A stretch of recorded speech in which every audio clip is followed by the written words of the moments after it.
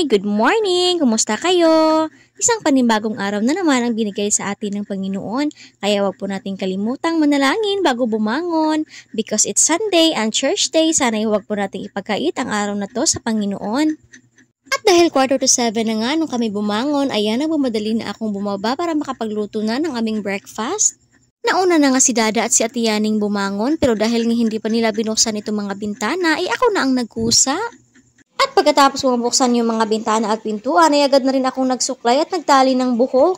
Nung dalaga pa nga ako, hindi ko talaga tinatalian yung buhok ko, kaya sobrang straight niyan nun.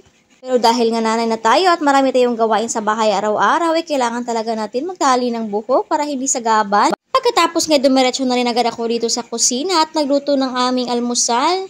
Nagsasaing na nga ako ng kain at nag-iisip na naman kung ano ang aming uulamin. Nagluto na din agad ako ng ulam at ang una ko ang niluto ay itong pritong daing.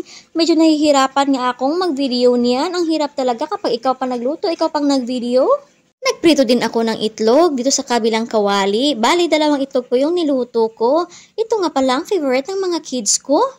Hinango ko na dahil luto na. Iwan ko sa mga kids ko, hindi talaga sila nagsasawa dito. Nagprito din ako ng hotdog, 3 piraso lang po iyan dahil yun lang ang natira at pinagsabay ko na ang prituhin itong talong para mas madali. Isang malaking talong nga pala itong hiniwa at pinarito ko. Sinaging nga pala ang tawag dito sa amin sa Bisaya. Isa pala ito sa mga paborito ko. Masarap ito isaw-saw sa toyo na may kalamansi. Ayan, luto na po ang ulam namin for breakfast. Kain po tayo. Thank you Lord sa blessings. Siguradong mawawala na naman ang diet ko nito. Pagkatapos nga namin mag-almusal, maligo at magbihis, ayan, andito na rin kami sa simbahan. Sinama ko pala sa Ate Yani ngayon magsimba. Pagkatapos nga namin magsimba, ay dumiretso na rin agad kami sa bahay ng lolo para mag-lunch. At pagkatapos nga, umuwi na rin kami ng bahay dahil nga marami pa kaming gagawin. Bandang 6:00 na nga iyan ng gabi nung nakapag-desisyon kaming dito sa Jollibee mag-dinner. Naisip ko kasi na ilang buwan na kaming hindi nakakain dito. At si Ate Yani at si Kuya Simsim na may panaysabing Jollibee daw. Kaya ito, pinagbigyan na namin.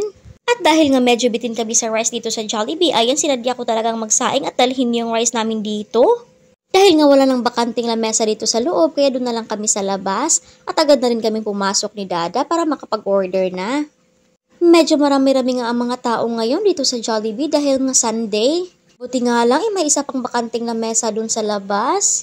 At nagtingin-tingin na nga kami kung ano yung orderin namin. Sabi nga ni Dada, yung mix and match na lang daw para masulit. And after 30 minutes of waiting, ayan ang aming foods. Kain po tayo. Thank you Lord sa blessings. Ayan si Ate Yani at si Kuya Simsim sinusubuan ni Dada.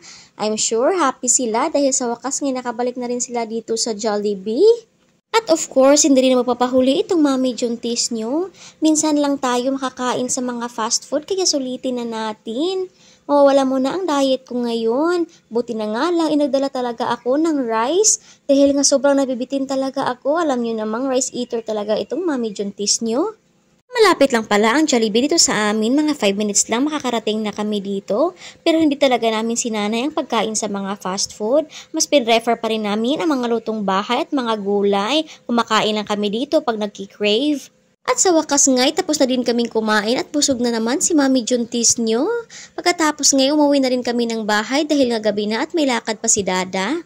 Dahil nga malapit ng fiesta dito sa aming syudad, ayan may nakatayo ng peryahan. In front of Jollibee lang pala iyan. Nakapasok na pala kami dyan, nakapag-rides at nakapaglaro na rin at kahit papano nag-i-enjoy na din. After 5 minutes ay nakauwi na rin kami ng bahay. That's all for today's video. Thank you for watching. Bye! God bless!